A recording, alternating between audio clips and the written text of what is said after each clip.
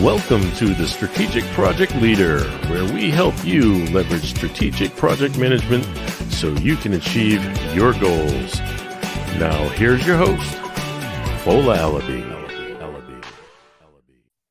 Hello, good morning, and welcome to the Strategic Project Leader. I am your host, Fola Alabi, a keynote speaker, a consultant, and educator, your business and transformational leadership and strategic project management expert. I help forward-thinking organizations, professionals, and entrepreneurs leverage an entrepreneurial and strategic focus to project management to drive return on investments, to ensure that you go further, faster in business and beyond, deliver projects right, and gain the competitive advantage that you need. We are coming at you live from the Strategic Project Leader Studio, live in Calgary, Alberta today. Today's show is brought to you by the Strategic Project Leader, your one-stop shop on everything project management to help you deliver better projects at home and at work. Today's show is going to be great. It's like one like no other. I cannot wait to talk to you about it this morning. Welcome, Jay. My producer is actually here with me today. Jay is also a consultant. He's a leader and an expert when it comes to operations and projects as well. Jay, how are you doing this morning? I'm very good, my friend. How are you?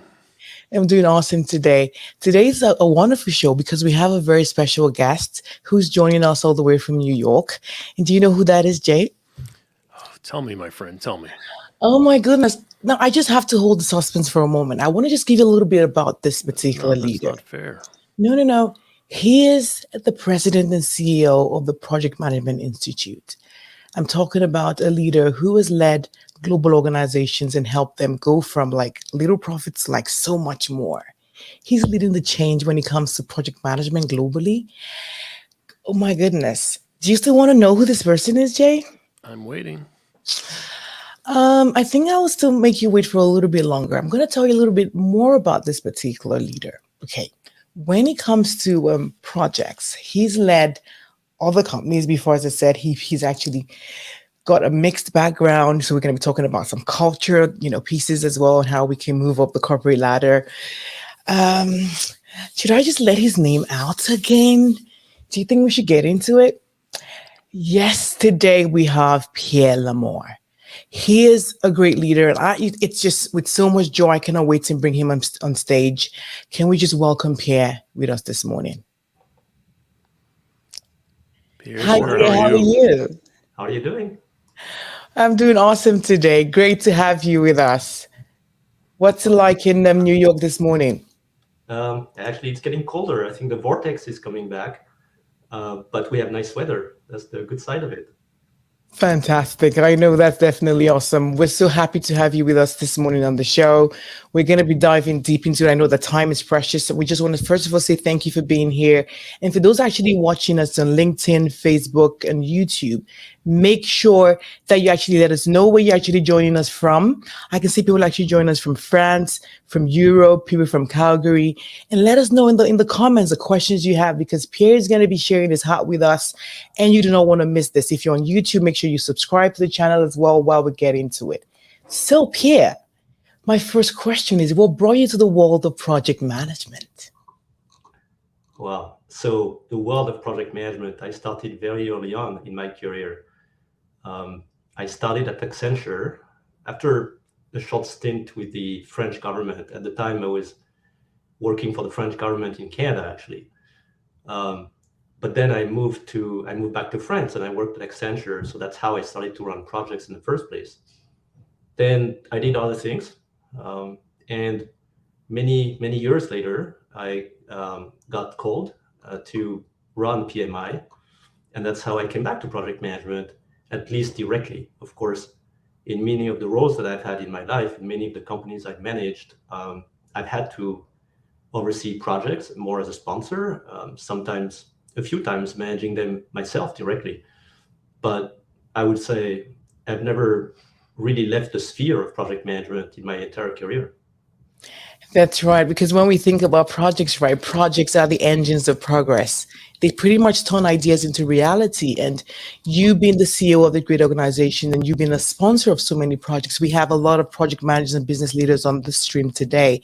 We want to know, what exactly does a sponsor really want from a project? Because project managers know that they've got a task to deliver on a particular objective. But from a business perspective, what are the key things and the key drivers that you feel that from a sponsor's perspective, what do you really want to see from us as PMs? I think if you're a CEO, you're very much focused on organization transformation. Most of what you have to do is not exactly running the company as it is, but mostly transforming it to become what you want it to be, or what there is an aspiration for your company to be. So indeed, a lot of projects are on top of your priorities. In fact, most CEOs, if you listen to them, speak mostly about projects. When they talk about their own companies, they speak about where the company should go, how they should achieve their goals, their mission, their vision. A lot of that is about transformation. So when you're a CEO, what you're expecting from project managers is actually getting things done. It's not very complicated. And when people say projects are about getting things done, they're very right about that. That's right. Projects are about getting things done. This particular show, we want to definitely prep our project managers on a path to move up that corporate ladder. Project managers go in, they get their PMPs, they get their agile designations, and they wonder what next. You have been able to start off in Accenture, you created that path, and you were able to chart the path to that number one position. What would you say are the top strategies that project professionals need to leverage today to chart the path to get to the top? I think we have to be very careful not to imply that the path to leadership is limited to the path to become a CEO. There is only one CEO in a company, but everyone can be a leader. And in reality, before deciding that you want to be a CEO, you have to really think hard about that. Sometimes people become a CEO without even ever thinking about it or even wanting it. It just happens because they follow a certain path, and then almost out of nowhere, the opportunities happen, and you just take them. But I would say it would be a very wrong thing to do, to imply that the only path to success or to leadership is to be a CEO. That would generate a lot of frustration. And frankly, I don't believe this 1 second. There are many, many ways to be a leader. And in the companies I've led, I've seen so many leaders who might never become a CEO, but they're very effective at what they're doing, very good at what they're doing, and very fulfilled. I think project management actually offers many opportunities to lead, if you think about it. If you define leadership as the ability to influence, to inspire, to drive action and change, a lot of that is exactly what project managers are doing. So by doing project management, you are, in fact, in the position of leadership, or you are given the ability to lead. Now, of course, if you're active in a broader community and not just focused on your job, and that's exactly what PMI does. We offer, beyond learning, the opportunities to connect with others, to play a meaningful role, to give back some of your time, to give back some of your knowledge. If you do this on top of your job, then of course you will learn things that are very useful in the case you want to move up the corporate ladder or be fulfilled in any other way. That's right. You brought up some key points, because when it comes to the world of project management, you're definitely leading. However, the challenge we find is a lot of PMs are leading without authority, where you have to really influence and you have to make decisions. However, you need to ensure that you can coalesce your team to get work done. And there are key skills that you definitely need to hone, because when it comes to influencing, supporting your team, as well as ensuring that your role brings strategic value, is absolutely key. Yes, moving up to get the number one position may not be for everyone, but people still want to scale your career, maybe become a PMO manager or PMO director. What would you say are the top skill sets that a PM needs to hone to at least become promotable? It's interesting because the way you just described the project manager, I would almost say is the best way to describe a CEO. It's not because you're in the position of authority that everybody's going to do what you want. It doesn't work that way. First of all, it's not just about your employees. It's also multiple stakeholders, arguably even more stakeholders than employees that you have to convince. And second, even your own employees are not going to react just because you give them orders. It doesn't work that way. That's and right. in fact, learning how to influence and how to drive change and behaviors by convincing people, not just by giving them orders, is an absolutely essential skill of any CEO. So by doing that well, you are actually doing something that is very close to the experience and the day-to-day life of a CEO. The ability to influence others is the whole thing, right? It is this ability through your words sometimes, but also a lot through your action, through your behavior, to influence how others will act and think. That is the definition of leadership, and that's what CEO do, and that's what project managers who are effective are also doing, frankly. That's right. That's bullseye there, Pierre. You know what I mean? It's like definitely project managers are definitely CEOs driving their projects. They come in, they give you an idea and they run with it. They build a team, and then they turn an idea and they create like buildings. It could be transformation, whatever that is. They are like CEOs driving that. And so you just made my day. You just confirmed that as well. That's fantastic. Without a doubt, we know that project management is becoming like the hot topic globally. When it comes to the need for project managers, it's one that I believe that we even need to start ramping up to see how can we get more of these people. But there is one piece that differentiates project managers from project leaders. They're the ones who are set and achieving strategic goals and objectives. It goes beyond just taking a piece of a project and just delivering that. But we also need to start thinking about what exactly is the strategic direction of the organization, as you said, Pierre. CEOs and the C-suite wants transformation. How are you ensuring that your projects are tying and driving that? With the global project economy becoming pretty tighter now with the internet and everything, how can we be positioned as project professionals to fuel the global economy? I think there are many different questions or doors that you open through your question. I'd like to come back to your first point about project management and project leadership being two different things. And I do understand what you're trying to say when you say that, and the kind of awareness you're trying to raise about what project managers should do if they want to be effective.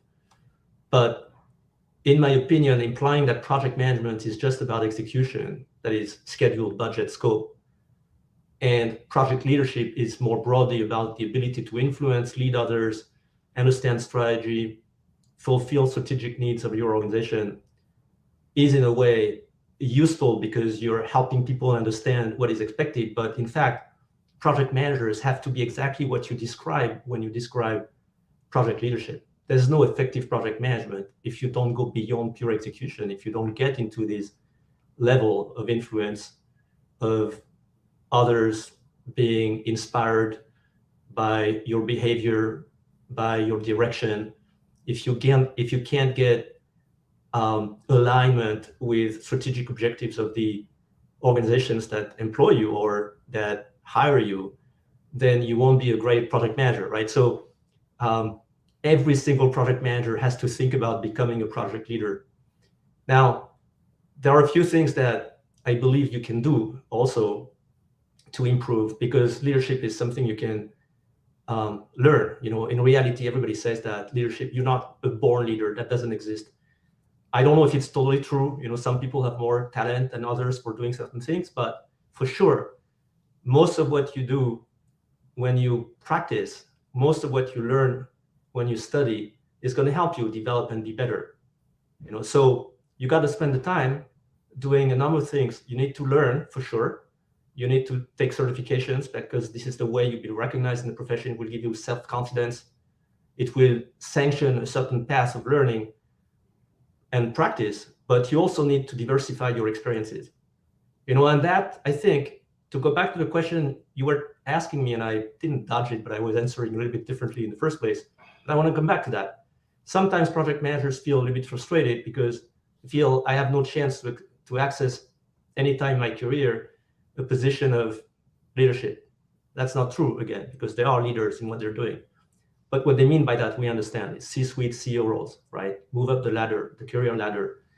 The one thing that you need to do that for sure is to diversify your experiences. It's very difficult to be ready to lead an organization if you don't have some understanding of diverse context situations, and that you will only gain if you are not fearful of change, of doing different things. Growth and comfort don't go very well together. So you have to be courageous enough sometimes to leave behind some things that you're very good at doing, an organization that you know very well, a job that you're very good at, so that you put yourself in a situation of discomfort, and that in itself is going to teach you so much about yourself and make you much better.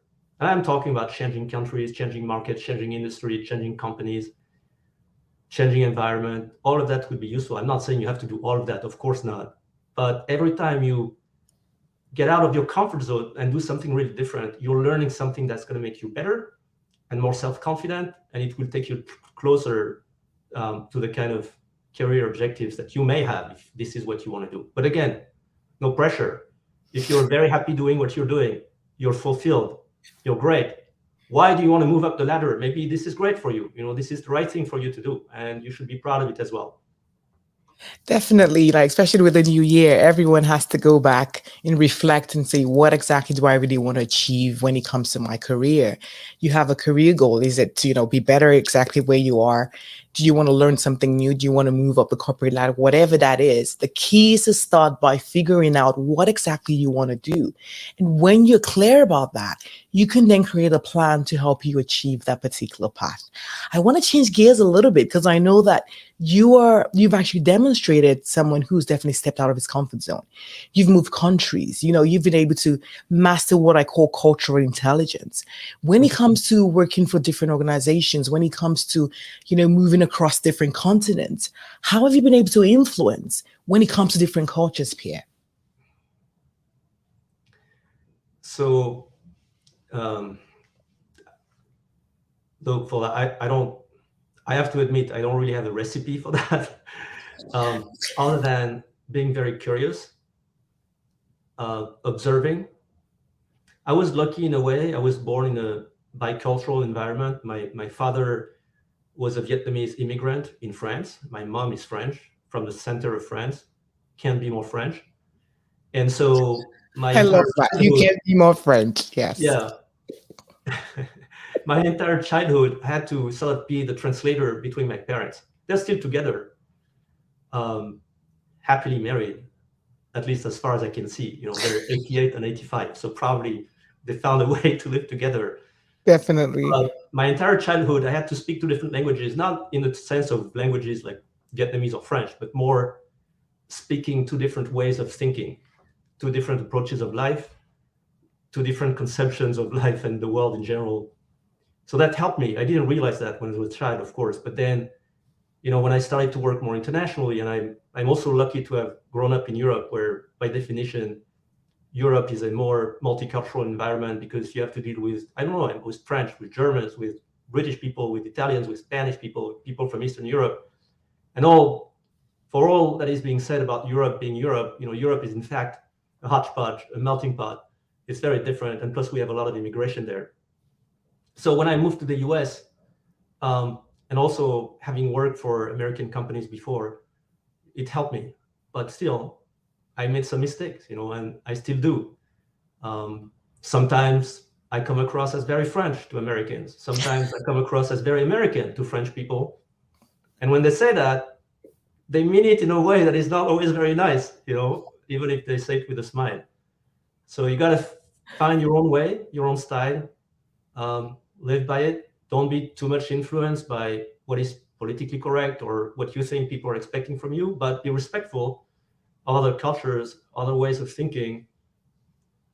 Make your mistakes, try to make up for them, and to not make mistakes that are so big that you can't recover from them.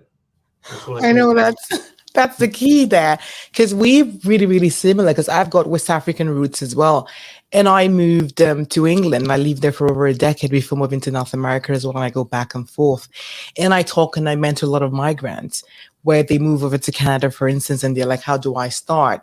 What do I really do?" And you've hit a lot of key points where it's all about having that learning mindset, being open, but I want to say that there's really a lot of mistakes that people have already made. You don't need to make those mistakes yourself. You can get mentors, you can get support and say, how exactly can I just get a softer landing, rather than saying that I really know nothing and I'm just okay to do that. And so supporting the migrant community and helping them is a passion that I have as well. Is there any, does PMI have that support as well when it comes to migrants and supporting them when it comes to career advancement? Yeah, so PMI is an interesting organization because on one side, we're originally from the US. We were founded in Philadelphia in 1969, and we grew initially in the US, but very quickly we started expanding our reach outside of the US through our local chapters, our members, our volunteers. We're a very decentralized organization where, by the way, command and control, which, by the way, I don't believe in anywhere, but it typically doesn't work at PMI because, of course, we have hundreds of employees, full-time employees, but we have hundreds of thousands of members and volunteers and people who are actually making the day-to-day of PMI by the time they spend, their thought leadership, all the things they're doing for us and with us and for the profession. So we are by nature a very global organization, and for us, speaking globally is almost natural. And we have a lot of people in our central teams. Of course, many people in our chapters are not American by definition, but also in our central teams, and increasingly so. We are a very diverse workforce. We can still do better, of course. We've launched this plan to have more teams in our different regions, so outside of the US, and we're growing our workforce in those different regions. So increasingly, we're becoming more and more global. And I'm one of the examples of, I consider myself as a fairly international, if not fully global citizen. That's right. Continents, so I'm trying to promote that, but without ever making people feel bad about their roots. One of the things you were saying before is learning, being curious, trying to avoid making mistakes by being mentored, and all of that I fully agree with. And you got to embrace the culture of the country where you live in and learn the history, learn the culture, make your own efforts. But you should never be ashamed of your roots. We don't control our roots. And in any country, in any culture, there is something good. Even in countries where terrible things have happened, there are good things. And we should always be very, very proud of our roots. And I always tell, for instance, our American workforce at PMI, don't be ashamed of being American. Yes, we need to be more global and sometimes feel that PMI is too American to this day, but there are great things to say about the US as well, and there's no shame, nothing to be negative about or ashamed of.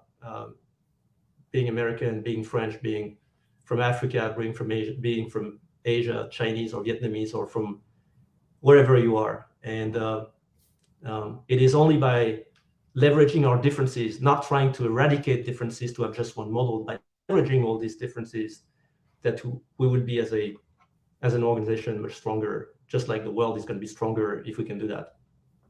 100%. I know we're planning like the International Women's Day. We're talking about equality and equity as well. I see diversity as a beauty. It's like you have like different flavors. It's like having a salad, right? You have different colors in there. It makes your body even more nutritious. So we embracing diversity, and we just going back to our roots and ensuring that we have different perspectives, in front of us.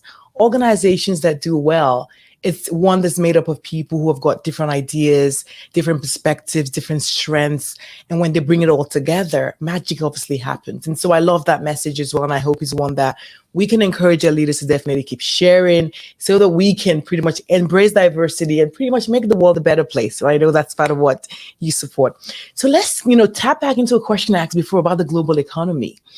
There is a push for a lot of project management professional. And now that with the internet, we have, roles in IT, for instance, in the US, people in India can actually plug into it. How can we really leverage this global space and become a force to be reckoned with? Where PMI, for instance, can be that force when it comes to project management and everything project management, but especially for the professionals who actually listen and people are like, how can I leverage this space right now? How can I add value? How can I position myself to be the one, to be called upon when all of these positions and opportunities have set you up? Yeah, it's interesting you'll talk about contributions to GDP of the project economy. We try to measure that at PMI. We did some research, and we found that the GDP contributions from project-oriented industries is worth about $20 trillion over the next 20 years, right? And that there is a big talent gap as the project economy is growing, expanding. We also established that there is a need for about 2.3 million additional professionals every year until 2030 to close that talent gap. So there's a huge demand, you're right. The opportunities are there. The opportunities stem from the digitalization of the economy, which is not fully done. I mean, it is something in progress over the last 20, 25 years, but there's still so much that can be done and will be done. That's right. If you think about it, in so many different industries, we're only seeing the beginning of it. We're still at the tipping point of this, long cycle of 100 years of revolution. That's the digital economy. We're still seeing the beginning of it, right? So the demand for digitizing the economy, the world, governments, the way people live together, interact together is still at its very beginning, and we'll see much more of that coming. And of course, there's this whole topic of sustainability, how the planet will survive. That's right. Our development model, which is now for people who are alive today. We have to address it now because it's going to be too late if we wait for 2 or 3 generations to address all of that. So all that is going to create a massive demand. It's actually beyond how much of that, how much of the global GDP is about projects. If you think about it, it's the whole survival of organization, the whole survival of the world that depends on transformation. No company will survive unless they digitalize, and the world is not going to survive unless we are more sustainable in the way we grow, right? So all of that will create a massive demand. The opportunities will be there. So it's not a question of finding opportunities, it's putting yourself in front of these opportunities. And again, my suggestion, and of course, you would say maybe that I'm not fully objective here, but the reason why I'm leading PMI is because I believe that what we provide beyond learning, connections, opportunities to give back, connections with other professionals, with people who work in other countries, in other industries, who have all this understanding of what is being done, how the world is being transformed. If you can access this network, then it will give you opportunities. I mean, of course, it will all depend on your own involvement. The more active you'll be, the more entrepreneurial you'll be. That's right. The more like Fola you will be. Oh, goodness. That's right. No, I mean, yeah, I mean, you're connecting people. It's fantastic, and by doing that, you are contributing. None of us will be able to save the world alone, right? So let's not, right. If your goal is to be the one person who's going to save the world, you might be disappointed. That's right. A meaningful contribution, that's already a lot. That's already enormous. Thank you so much for that acknowledgement as well, because I always feel that it's about having that entrepreneurial focus of project management, which is exactly what I talk about. You have to see yourself like an entrepreneur, like their problems, be the solution to it. Opportunities are never going to just come and just fall on your laps. You need to go out there and say, what exactly are the problems? You have just created like multiple ideas that I hope everyone listening can actually tap into that and say, yes, I think I thought about that. I am an IT professional. I think I can do this. You need to probably start upskilling. You need to start networking. Project Management Institute gives loads and loads of opportunities to actually meet other like-minded professionals where you can actually leverage other people's skill sets and come together and make magic happen. That's definitely awesome. So let's change gears a little bit. When it comes to PMI and micro-credentials, a lot of people have been asking, right? We know that there's one that has been released when it comes to construction. Is there any chance that there may be some more niche areas that will be opening up in the next a couple of weeks or years? Maybe when it comes to pharmaceuticals, would there be designations, especially talking about saving the world now? And are we going to have things around sustainability? Yeah. So it's not the same next couple of weeks and next couple of years. I'm just joking, but you know what I mean? Like, and we're like thinking about it. Is something we should be excited about now? So yes, many of the things you've talked about, and many of the things I talked about around digitalization, around sustainability, will mean that our offer in terms of trainings, right? Our thought leadership, our offer will evolve.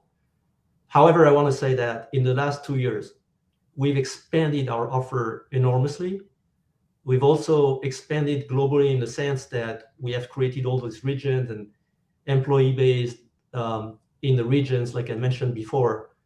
And it is really time for us to make sure we focus on operational excellence.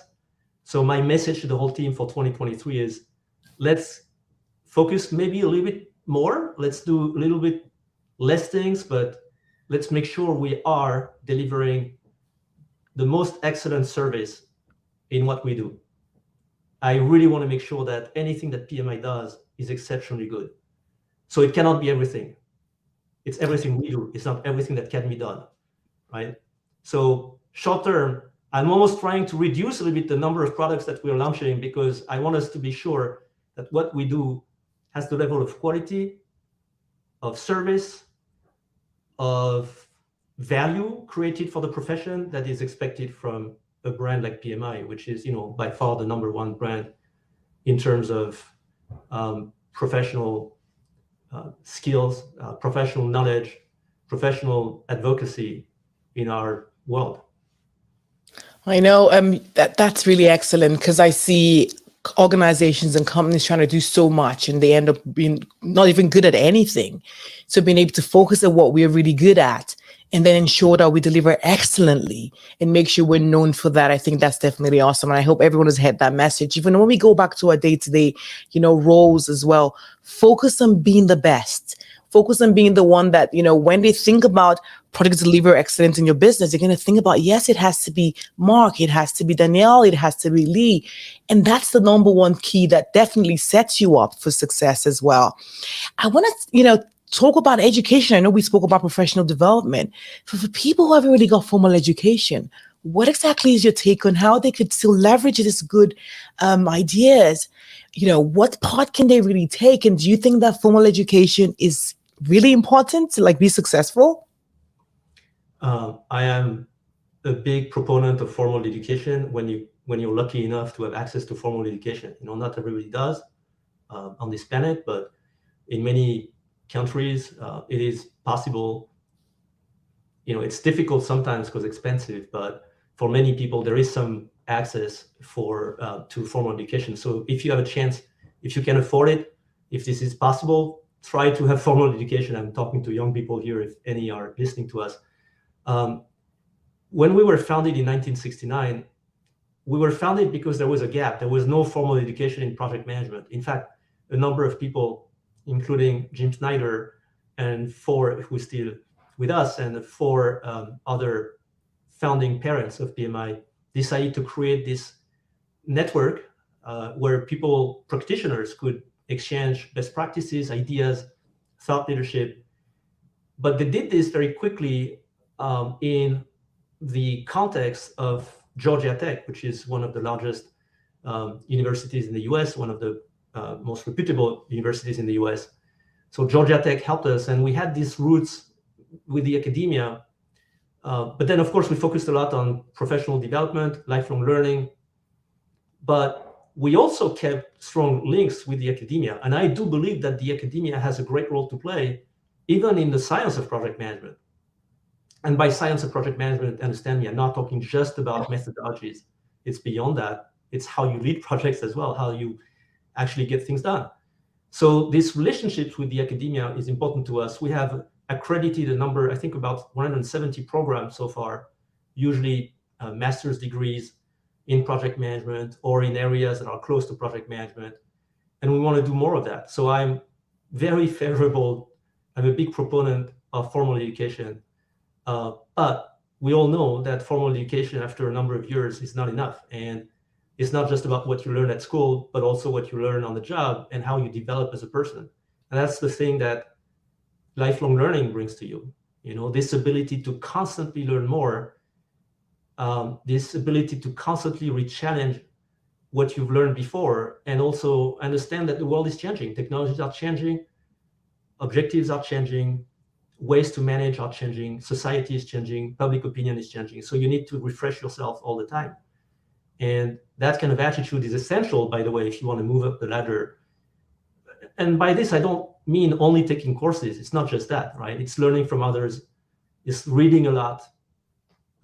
It is networking. It is doing all the things that help you learn, because you're constantly opening your mind to new ideas, to new ways of thinking, to others. And you just hit the nail on the head. There is a mindset and a shift that leaders need to definitely embrace, where they realize that I really don't know it all. And having a mindset where there's definitely something else I can learn from Pierre, there's something else I can learn from that other leader. And my ideas are just not, the best, and you're not just final. That creates a shift, because even when you see that meetings, that way you're more open to say, what has this person got to say? What other perspective can I take in? How can we even be better? And I want everyone to be challenged by that, to say, it's a new year, 2023. As you go to your daily activities, ensure that you're more open-minded, pick up a book, listen to a podcast, go to another PMI meeting and see, what else can I actually learn? What can I even unlearn as well? Because that's another piece, I always talk about, because there are things that you may have learned over the years, you probably need to even drop because they're obviously not working.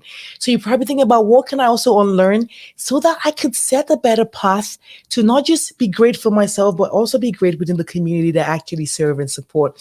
So that's definitely awesome. The key I really want to say, you've touched this over and over, for project managers to really be successful, they have to be leaders, period. So becoming a strategic project leader is a must. It is a mindset you have to embrace. It's the learning, the professional development. It's everything together for you to be successful. You're more or less an ambassador for what you definitely support and what you do. We spoke about showing about what are the things, what skill sets you think will be great for us to embrace. I know people talk about emotional intelligence. We talk about learning mindset. Is there anything else that you think is a key skill that we want to hear from you that we should be thinking about to add to our toolkit? I think what I've seen with many CEOs and C-suite executives who are really doing well is that they always expand their intellectual curiosity way beyond the area that they're involved in directly.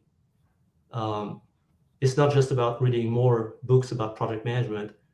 It is also understanding the world in general and being curious about what's happening in all areas, right? This intellectual curiosity is going to help you a lot, because you will almost think laterally more easily. You will see patterns, things in very different areas that can be reapplied. It is where the intellectual brain and mind is so beautiful and still surpasses ChatGPT, very honestly. Maybe not forever. The new AI bot that's trying to transform everything. But this ability we have to transfer an observation in one area to something totally different is unique to the human brain, and it's beautiful. And the more you practice that, the more you give yourself the opportunity to do that, because you're intellectually curious, the more successful you'll be. Maybe not the more happy, by the way. Sometimes it's very depressing to see so much. No, Pierre, we want to be happy as well. No, we have to add that in. We don't want to just make all the discipline. Happiness is a discipline. This is a decision you need to make. I know, I love that, because we're going to get to project lifestyle soon, because my goal is to ensure that I build strategic project leaders who thrive at home and at work. We go up the corporate ladder, we're great, as well as we live a happier life, because so much is happening within the community today, as we can actually see people really not really happy. But I think project management has got the skill sets we need as well to create that life. And that's the secret sauce. We're going to get that soon. We have a lot of questions coming in. I know we spoke about intellectual curiosity and all the other stuff, but is there what would you say as the overall top strategy that we need to just, as a key takeaway? What would be like the top 3 things we should remember from today's podcast? Oh, you're challenging me a lot for, No, people kind of want to know. Number one, project management and project leadership are a construct. Okay. If you want to be successful as a project manager, you have to be able to develop your leadership qualities, number one. Okay. Number two, if you want to move up the ladder, and again, think about that. One of my sons tells me all the time, I want to be an IC, as he says. He means individual contributor, because I like this better. I like doing stuff myself, and I want to become an expert. I can work with others, but I don't want people to report into me, and that's fine. I actually encourage him to think that way if this is what makes him happy.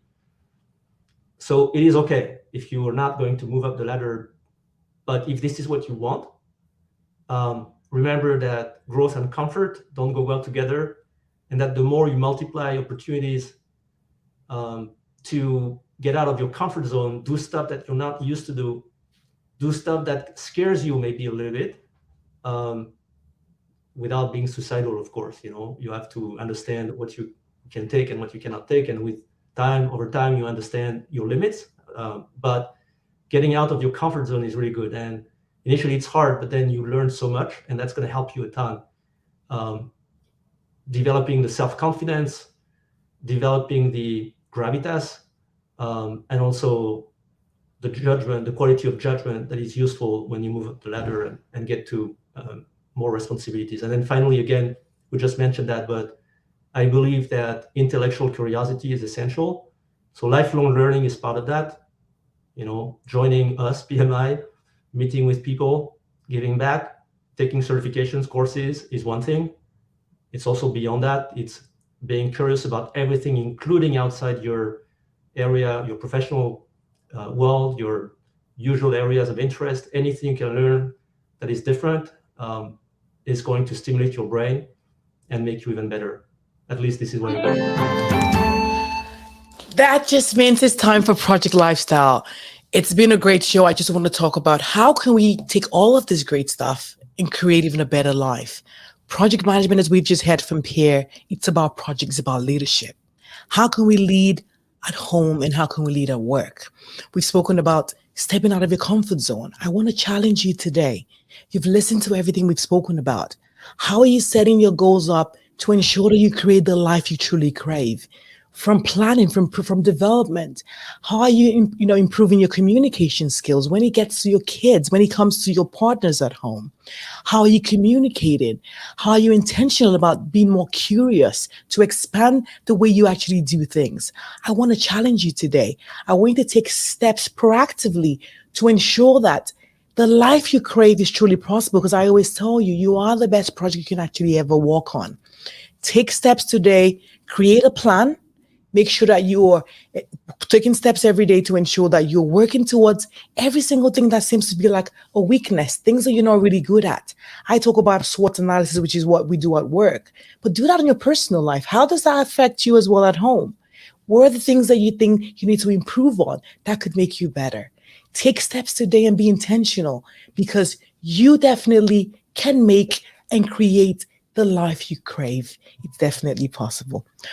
Oh my goodness, Pierre, we have even gone and overshot the show today. It's definitely been so awesome to have you. We definitely need to have you back. People have got so much more questions, but I just want to leave with one main thing. You said the word transformation. What kind of transformation do you want from each and everyone listening to you today, and everyone within the project management space to take on as a mantra going forward?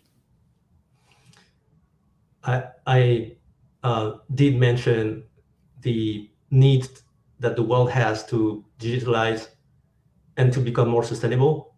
Yeah. Those two areas are where the action would be in the next 20, 30, 40 years. So we can't all be doing this only, but some of that in what we're doing, focusing on how we can accelerate the digitalization of the world, because it has the potential to reduce inequalities. It's not a given, but it has the potential to do that. And how to, of course, make sure we live in a sustainable world is something that we all need to spend some time on and contribute to that transformation. We won't do this alone. So focusing on building relationships, networks, knowing people is going to be very useful to you. It's going to be very useful to humanity in general. That's what the digitalization of the world is also bringing to us. This ability to connect more easily with more people, not just people who agree with you on everything, right? That's not what we want. But this ability to connect and work together on transforming the world so that it becomes more sustainable, not necessarily better. It's difficult to be better, but at least more sustainable. That's, I think, my message to all of you. And I see many people from all over the world listening to this podcast, many people coming from countries where we have a lot of young people. This is the future, the energy, from Africa, from Asia, even from here in the US. And also sometimes in Europe, we're underestimating the ability of Europe to play a big role in this future transformation. So please be part of that and help us create a better future. That's right. That's the message. Help us create a better future. I'm so glad that I was definitely part of this conversation and you definitely graced this stage with us. Pierre, Lamar, we want to say thank you so much for being here this morning. We want to thank you for the work you're doing at the Project Management Institute. We want to thank you for the support. And you've actually just shown an example that you can actually lead and support. You can be there at the forefront. Even with the very short notice, you said, yes, I'm going to be on the show. I'm going to come and share. I'm going to be a leader, not in words, but in action as well. So I want to say a big thank you for being here this morning. And really, we cannot just wait to keep supporting you. We want to know, how can people connect with you? Because a lot of people that are on here, they want to know, they want to support the work we do at PMI. How can they reach you and how can they really support you? Well, if you become a member of PMI, then it's easy to reach out to me. I'm another member and I'm easy to reach on our platforms. You can also, follow me on LinkedIn and post and contact me directly. I can't always answer to everyone, but as much as I can, I do it. I'm always happy to interact with all of you. I am not a very formal person. I'm not hierarchical by any means. It's just a matter of time. So don't get upset, by the way, if I never accepted your your invitation on LinkedIn. It's just because I have a big backlog. But write me a message directly, and then I would see it and I would accept it. Definitely, I know. Pierre has demonstrated that. I want to say thank you so much. That's how you contacted me for in the first place, right? Exactly. That's what I'm talking about. We talk about like networking and just like doing this. I saw the work you were doing, and you definitely show that indeed you support expanding and supporting the project management space. I want to say thank you for that. For everyone who's actually joined us today, make sure you leave a comment. Make sure you let us know where you actually joined from. Pierre's actually going to be going through all of this as well. He's going to be responding. So there's a chance to definitely get into his space. I want to say thank you all. If you definitely found any value from today's conversation, do not keep it to yourself. Tell a friend, tell a colleague, let us know one key takeaway that you are going to be taking action with today, that you'll be applying in your career, in your business, or in your life, for a chance to be featured on one of our episodes as well. If you have any questions or you want to learn more about the strategic project leader, from training, mentorship, professional keynotes or workshops, let us continue the conversation on strategicprojectleader.com. I want to say thank you so much for listening. It doesn't matter where you actually connect from, Europe, from Asia, everywhere else, let us know. But one key thing I want you to remember, that you are your life's project manager. And you are the most important project you can ever work on. Take action today and execute, because the life you crave is just one project away.